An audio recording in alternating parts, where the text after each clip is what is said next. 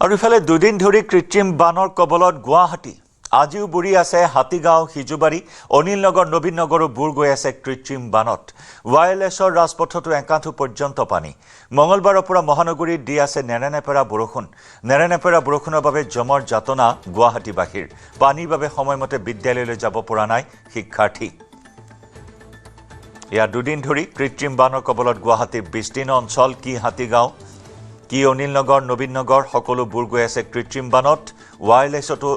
একাঠু পৰ্যন্ত পানী উঠিছে ৰাজপথত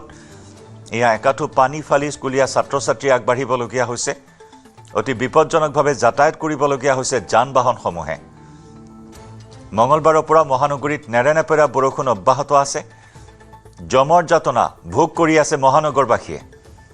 বিদ্যালয়লৈ সময়মতে যাব পৰা নাই শিক্ষাৰ্থীসকল আকৌ জনজীৱন বিধ্বস্ত বিপৰ্যস্ত কৰি তুলিছে কৃত্ৰিম বানে এজাক বৰষুণতে হাহাকাৰ অৱস্থাৰ সৃষ্টি হয় তাতে আকৌ মঙ্গলবাৰৰ পৰা নেৰেনেপেৰা বৰষুণ অব্যাহত আছে আকৌ এনেদৰে জলমগ্ন হৈ উঠিছে গুৱাহাটীৰ ৰাজপথ গুৱাহাটীৰ অলি গলি